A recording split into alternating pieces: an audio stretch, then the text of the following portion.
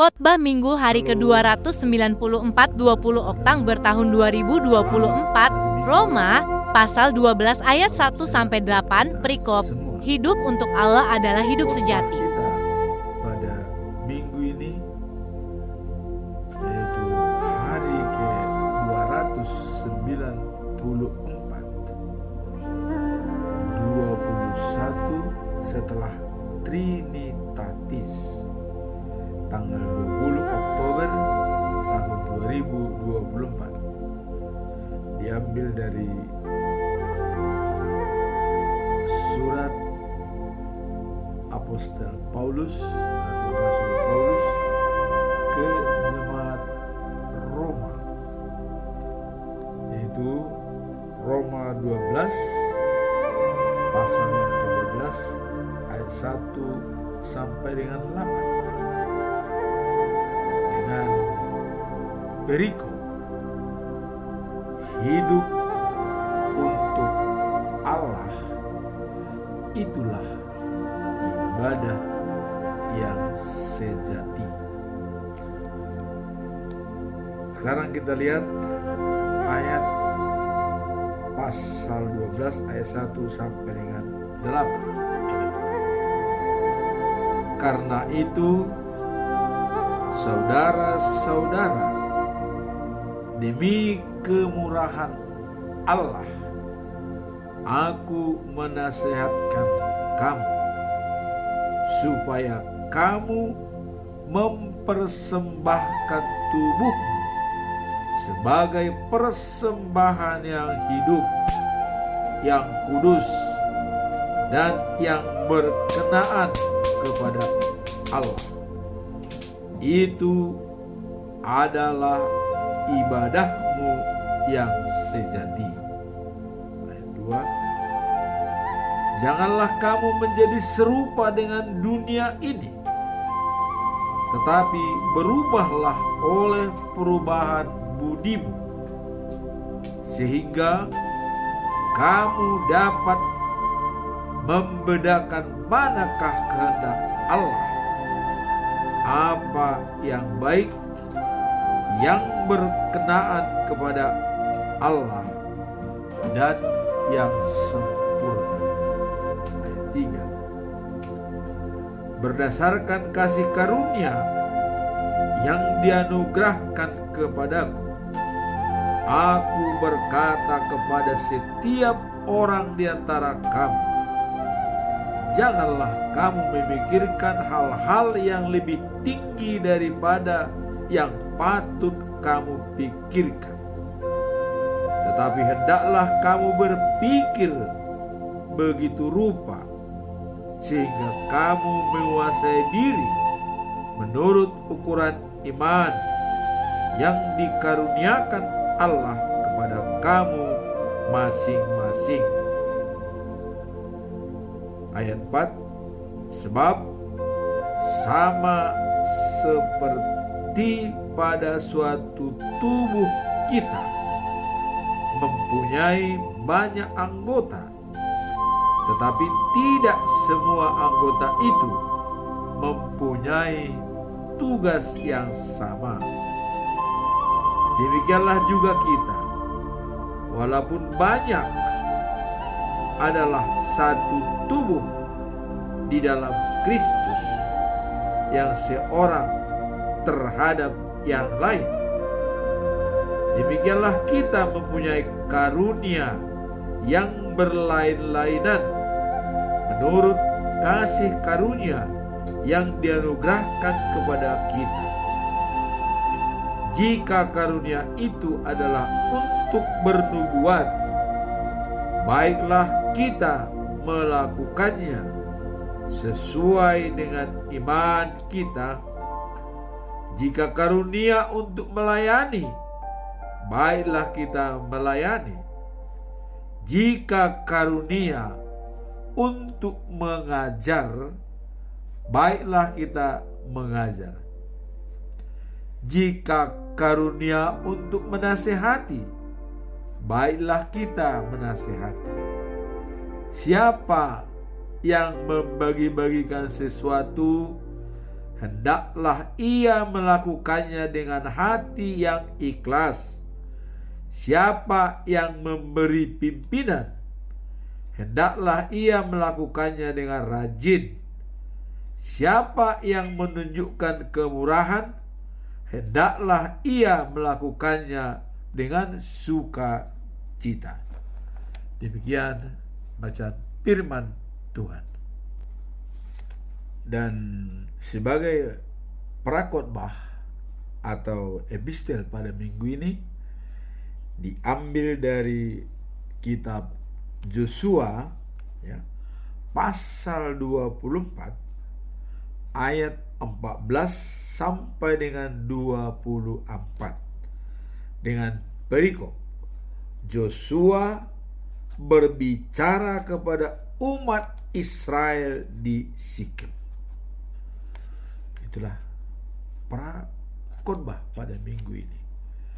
Kemudian kita masuk dalam ayat 1 bulan, dan kebetulan adalah khotbah minggu ini, yaitu Roma 12 ayat 1. Topiknya adalah serahkanlah hidupmu kepada Tuhan menjadi persembahan yang hidup dan benar. Ini sudah berulang kali kita katakan, persembahan yang hidup dan benar. Bagaimana persembahan yang hidup? Kita telah mengatakan berulang-ulang, dalam hidup kita ada 3 unsur, yaitu hati, jiwa, dan kekuatan. Ketiga-tiganya ini harus utuh dan totalitas untuk kita serahkan kepada Tuhan, memuji dan memuliakan Tuhan. Nah, kemudian benar. Apakah yang dimaksud dengan benar? Kebenaran hanya ada pada Yesus.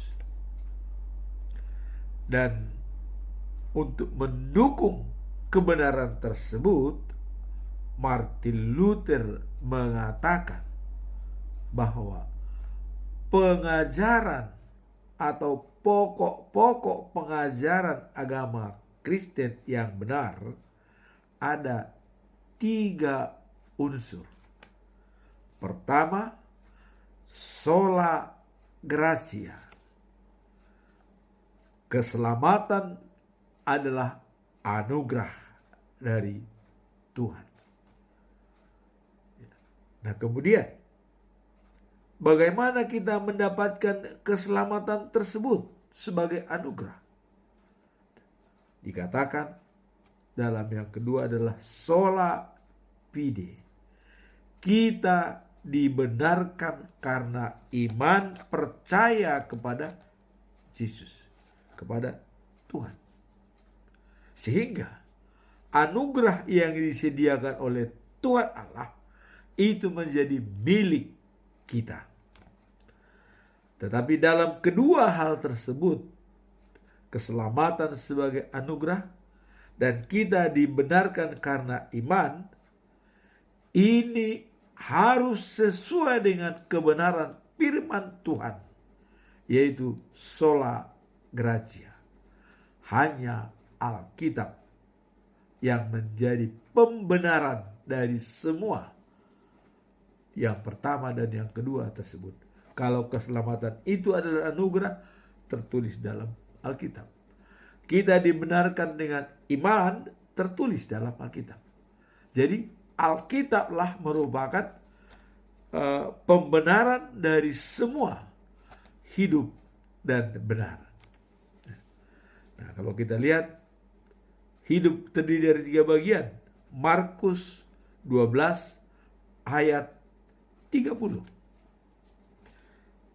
Yesus mengatakan, cintailah Tuhan Allahmu dari segenap hatimu, dari segenap jiwamu, dari segenap akal budimu, dan dari segenap kekuatanmu.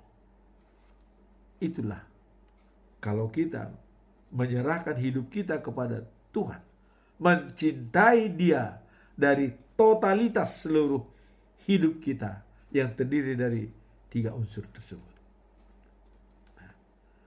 Kemudian untuk horizontal, cintailah sesamamu seperti dirimu sendiri. Horizontal. Jadi vertikal kepada Tuhan, menyerahkan hidup kita kepada Tuhan. Horizontal, kita mencintai sesama satu level dengan kita. Nah, kemudian benar. Bagaimana yang dikatakan benar tersebut? Dalam Injil Yohanes pasal 14 ayat 6. Ya. Yesus berkata kepada murid-muridnya, "Akulah jalan, hidup, dan kebenaran. Tidak ada seorang pun yang sampai kepada Bapa tanpa melalui aku." Kenapa harus melalui Yesus? Karena Yesus sendiri sudah diberikan kuasa oleh Allah. Bahkan Yesus itu sendiri adalah sebagai Allah sesuai dengan pengakuan Dia. Kenapa? Karena ada murid-murid yang bertanya kepada Yesus, "Pergi kepada Bapa, di manakah Bapa itu? Tolong tunjukkan Bapa itu kepada kami." Ini kata murid-muridnya. Yesus menjelaskan, "Aku berada di dalam Bapa dan Bapa berada di dalam aku. Masih ragukah Anda kepada Bapa?" Nah, berarti Bapa itu sendiri adalah memang Yesus yang datang ke dunia. Tapi Dia tidak mengatakan exactly bahwa Dia adalah Allah. Sebab manusia tidak boleh bertemu dengan Allah. Artinya, takut bertemu dengan Allah. Waktu di Gunung Sinai, waktu Musa menerima hukum Taurat dari Tuhan, dia bertemu dengan Allah. Dan Allah datang menggelegar pada tiang awan waktu siang hari. Coba kita, kalau tiang awan berarti yang sangat gemuruh, ya, yang sangat kencang, tiang awan, ya, waktu siang hari. Dan tiang api waktu malam hari. Siapa yang berani datang melihat? Maka bangsa Israel mengatakan, "Sudahlah Musa, kami percaya kepada engkau. Biarlah Musa berhubungan langsung dengan Tuhan. Kami turut perintahnya." Wow, dalam hal ini Tuhan sangat senang. Baik Musa, bangsa ini akan sejahtera kalau mereka sudah menurut kata-kataku, kata Tuhan. Nah, sehingga itulah dasarnya Tuhan tidak boleh datang ke dunia. Allah tidak boleh turun datang ke dunia sebagai Allah dengan kuasa yang begitu menggelegar. Tapi ya, Dia membuat suatu cara, ya, dan Dia mencoba melahirkan dari seorang perawan yang bernama Maria. Ya, lahir seperti manusia biasa, tapi sudah dikaruniai roh Allah. Pada waktu Yesus dibaptis, ya, di sungai Yordan, selesai dibaptis oleh Yohanes Pembaptis, Dia bangkit dari air, langit terbuka. Itu mendatangkan bahwa kuasa Allah ada pada dirinya. Dan keluarlah kata-kata atau suara dari Allah yang mengatakan, inilah anak kesayanganku, kepadanya aku berkenaan, dia menyenangkan hatiku. Jadi kalau Allah sudah berkenan kepada Yesus, terus apa kita masih ragu? Atau ada enggak manusia yang berkenan Allah kepadanya dan berani mengatakan sesuatu? Tidak ada. Jadi kalaupun ada nabi datang belakangan, kita tidak mempermasalahkan itu. Biarlah mereka mengaku nabi. Tapi dalam Alkitab tidak ada seorang nabi pun di luar daripada bangsa Israel. Dan nabi-nabi Israel itu adalah sekualitas Musa. Kalau sekualitas Musa, bagaimana? Langsung berbicara dengan Allah.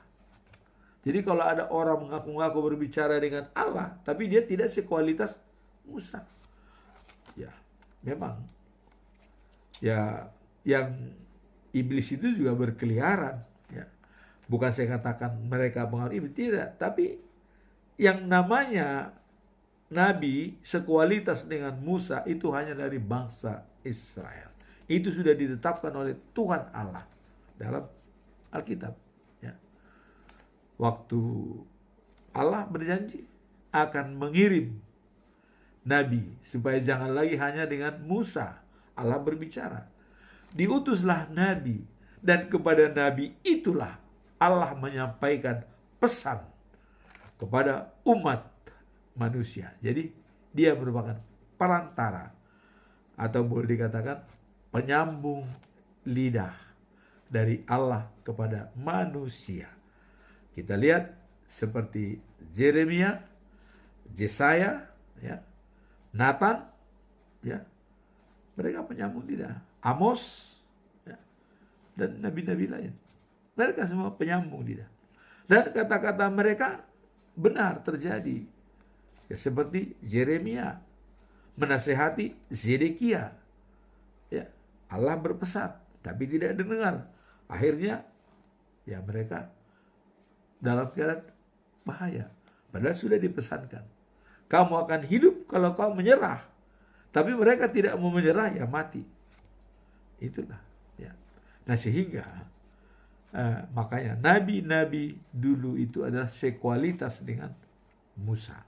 Kenapa di pilihan Allah itu harus sekualitas Musa? Karena dia tahu Musa itu adalah pembawa bangsa Israel dari Mesir sampai ke tanah Kanaan. Maka dikatakan sekualitas Musa. Jadi kalau ada nabi-nabi itu sama kualitasnya seperti Musa. Artinya pesan Allah langsung disampaikan kepada mereka dan mereka menyampaikan kepada bangsa Israel. Nah kemudian kalau kita lihat dalam Roma ini tadi bahwa ibadah sejati adalah menyerahkan hidup kita dengan benar. Jadi benar tadi Yesus mengatakan, akulah jalan, kebenaran dan hidup. Tanpa ada yang sampai kepada Bapa kalau bukan melalui aku.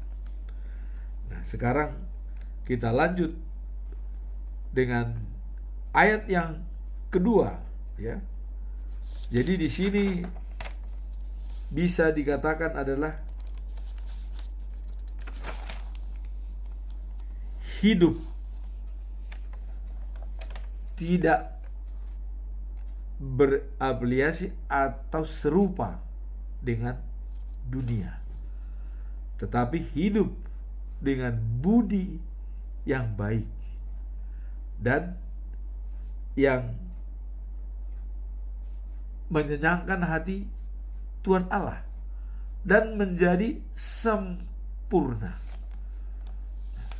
Sempurna di sini tadi adalah hati, jiwa, dan kekuatan totalitas utuh diserahkan kepada Tuhan. Itulah yang dikatakan hidup sempurna dalam ayat yang kedua. Nah, kemudian yang ketiga, boleh ya memilih banyak tapi tetap dalam koridor menguasai diri. Boleh berpikir banyak tetapi harus ukuran iman percaya kepada Tuhan.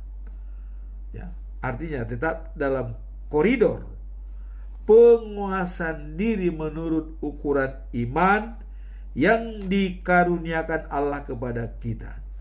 Jadi fokus kepada talenta yang kita miliki. Apa?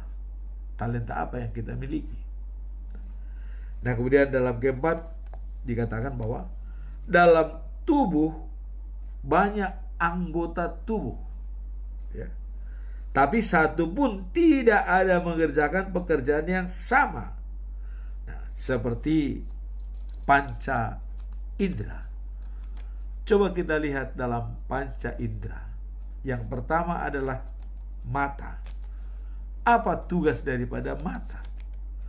Tugas mata adalah untuk menerima rangsangan cahaya. Ya, cahaya jadi penglihatan, rangsangan cahaya. Nah, kemudian telinga untuk menerima rangsangan suara. Jadi ada suara pendengaran, itu tugasnya adalah kepada telinga. Pendengar yang baik adalah telinga yang menentukan. Kemudian hidung untuk menerima rangsangan aroma atau penciuman bau, ya. Dan kita bisa tertarik dari aroma makanan yang enak dan yang bau, ya. Jadi hidung yang menentukan tugas tersebut. Nah, kemudian lidah. Apa fungsi lidah? Untuk menerima rangsangan rasa atas pengecapan. Jadi rasanya ada pada lidah. Apakah asin, manis, enak, itu ada dalam lidah yang menerima rangsangan. Nah, kemudian yang kelima adalah kulit untuk menerima rangsangan sentuhan. Kelima tersebut bekerja sendiri-sendiri. Tidak ada yang bekerja sama. Mata tidak bekerja sama dengan telinga. Dan masing-masing punya rangsangan. Tidak bisa melihat pun, telinga bisa bekerja. Jadi semua ini bekerja sendiri-sendiri. Tetapi ada salah satu yang tidak berfungsi, ya, atau terganggu, maka manusia tidak bisa melakukan aktivitas sehari-hari dengan baik. Artinya tidak sempurna. Pasti ada kekurangan. Kalau misalnya kita tidak mendengar, bagaimana kita bisa berbicara dengan orang? Kalau kita tidak bisa melihat, bagaimana kita bisa berjalan? Kalau tidak ada lidah, bagaimana kita bisa merasakan makanan? Kalau tidak ada kulit, tidak ada sentuhan. Nah, jadi yang dikatakan di sini bahwa anggota tubuh itu banyak, tapi masing-masing dia bekerja sendiri-sendiri. Ini digambarkan dalam talenta yang dimiliki oleh manusia, ya. Nah, seperti halnya manusia punya banyak macam talenta, ya. Dan yang mempunyai banyak pikiran, talenta, tetapi tetap di dalam satu tubuh, yaitu tubuh Kristus. Jadi walaupun beragam-ragam latar belakang dan kedatangan, tapi dipersatukan dalam nama Yesus Kristus. Satu tubuh, yaitu Yesus Kristus. Nah, kemudian kita punya banyak karunia atau talenta, ya, yang diserahi oleh Tuhan, ya. Namun tetap berada dalam satu kendali di dalam Yesus Kristus. Jadi dengan mempunyai banyak talenta daripada manusia itu, tapi tetap satu kendali di dalam Yesus Kristus. Dan di ayat 7 dikatakan, ya, bila karunia, ya, bernubuat, lakukanlah dengan baik, ya. Jika karunia untuk mengajar, ya, mengajarlah dengan baik. Jika karunia itu untuk menasehati, ya, lakukanlah sebagai menasehati.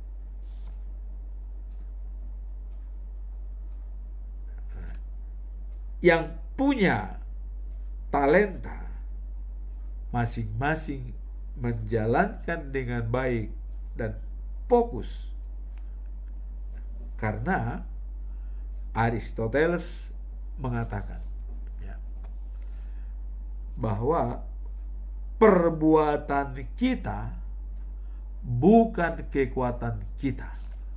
Nah, ini bagaimana kita mengolah talenta. Talenta hanya perbuatan sekali pun itu kurang bagus. Tetapi kalau apa yang kita lakukan berulang-ulang, itulah kekuatan kita dan menjadi talenta yang abadi pada diri kita. Karena dia kita lakukan berulang-ulang dan fokus, maka keberhasilannya, dalam bahasa falsafah Batak mengatakan, ya, somalnado peamda, peam gabe bakko.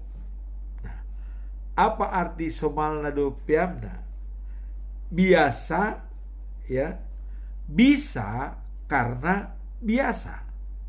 Jadi bisa karena sudah biasa.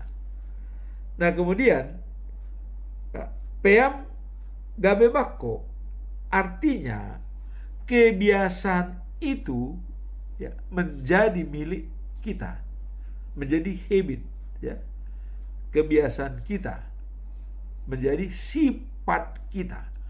Jadi kebiasaan itu menjadi sifat kita yang melekat.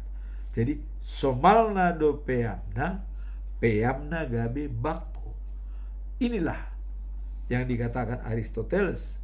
Apa yang kita lakukan berulang-ulang, itulah kekuatan kita. Kalau kita berbuat sekali, itu bukan kekuatan kita. Tapi kita lakukan secara berulang-ulang, itulah kekuatan kita. Contoh, ya, apa yang kita lakukan berulang-ulang? Olahraga teratur, ya. Nah, kemudian sarapan setiap pagi, itu berulang-ulang, ya. Tapi yang paling kekuatan yang melekat pada kita adalah baca firman Tuhan setiap saat. Baca firman berulang-ulang, walaupun sudah kita dengar sebelumnya, tapi kita ulangi lagi, itu menjadi melekat bagi kita. Nah, saya berusaha untuk membuat dokumen pembacaan firman Tuhan setiap hari. Dan ini nanti mungkin apabila kita sudah tiada, akan dikenal oleh orang, akan didengar oleh orang. Jadi kita berani membuat sejarah. Jadi orang Batak tadi mengatakan somalnado peamna, peamnado gabe bakko. Bisa karena biasa, biasa karena menjadi sifat. Jadi bisa karena biasa, biasa menjadi sifat. Itulah dikatakan somalna do peamna, peam do gabe bako. Jadi kita bisa karena biasa, dan kebiasaan kita itu menjadi sifat yang melekat pada kita. Bako artinya sifat yang melekat. Nah, jadi di sini tadi dikatakan bahwa apa talenta yang kita miliki, kita jalankan dengan baik, karena disitulah kekuatan kita. Nah, kemudian kalau dalam prakhotbah ini adalah pernyataan daripada Joshua. Apa makna pernyataan Joshua dalam kitab pasal Joshua 24 ayat 14 sampai 24 yang mengatakan dia berbicara kepada bangsa Israel di kota Sikem. Di sini Joshua dalam ayat tersebut mengajak umat Israel untuk bersaksi tentang pilihan mereka untuk melayani Tuhan. Itulah yang disampaikan oleh Joshua. Sehingga dalam ayat 15 dikatakan bahwa tetapi jika secara jahat di mata saudara untuk melayani Tuhan, pilihlah pada hari ini. Kepada siapa saudara akan melayani?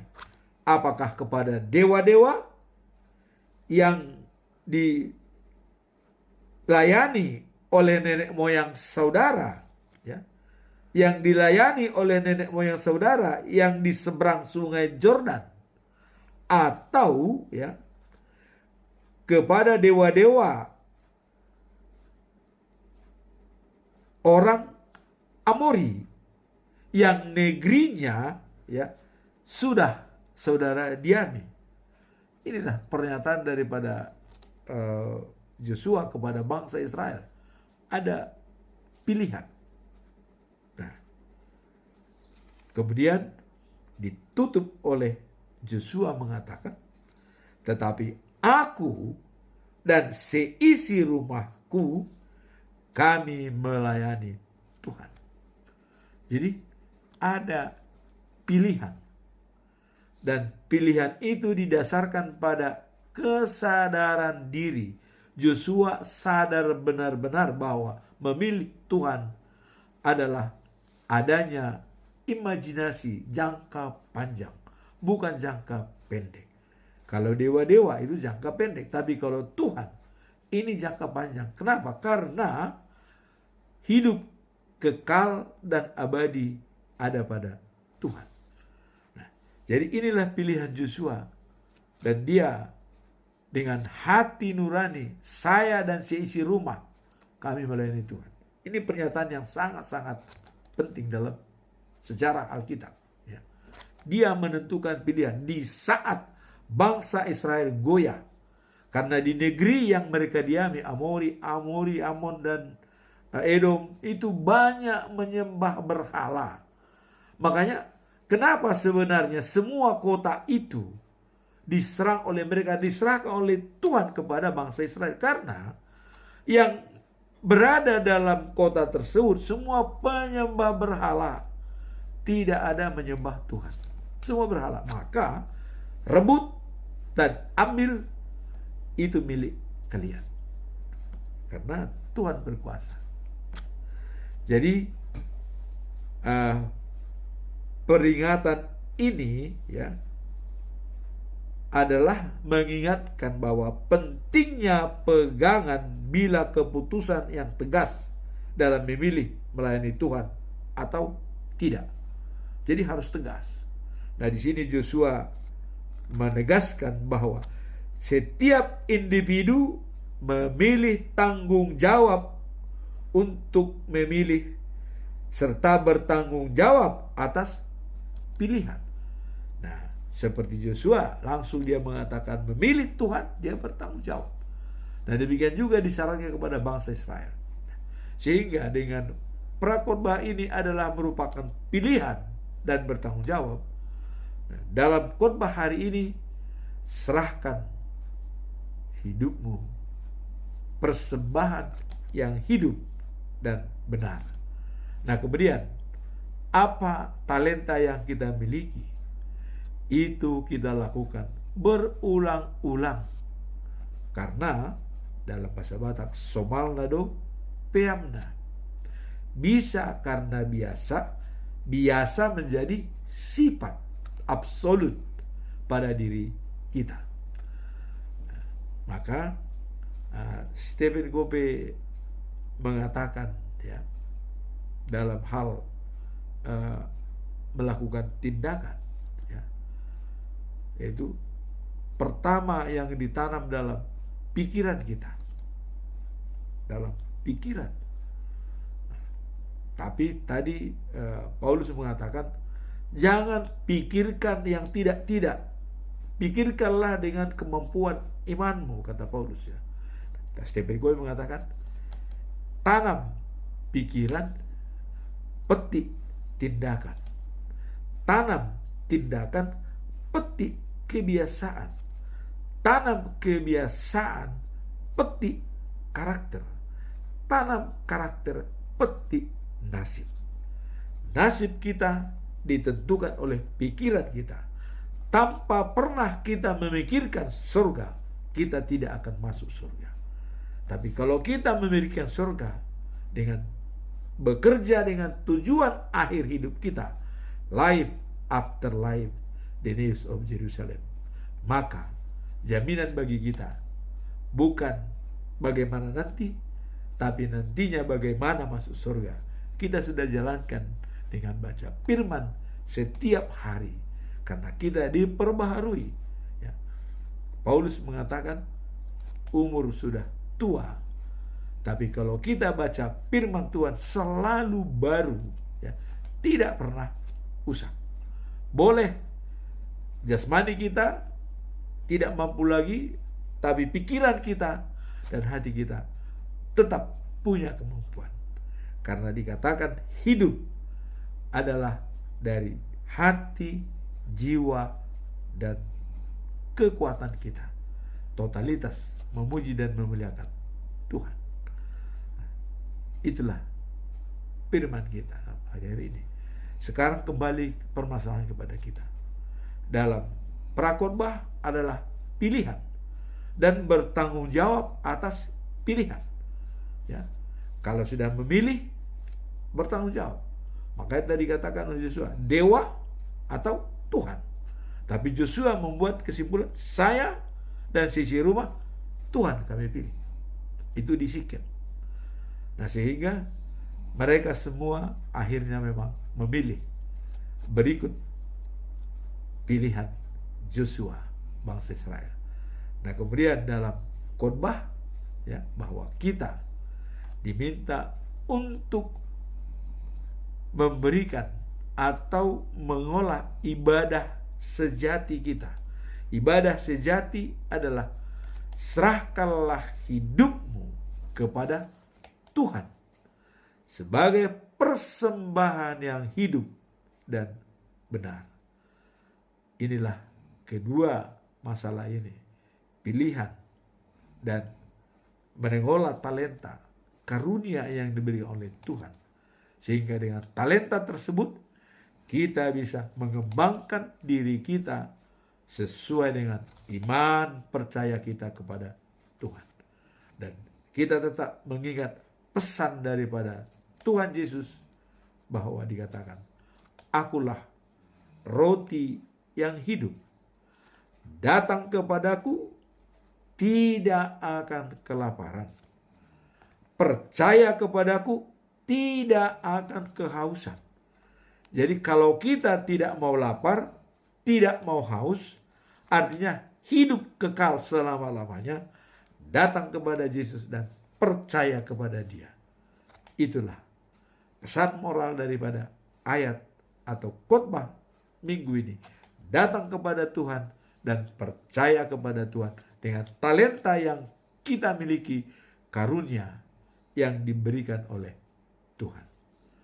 Semoga khotbah minggu ini, firman Tuhan ini bisa menjadi pedoman kita dalam kehidupan kita sehari-hari. Amin. Tuhan memberkati.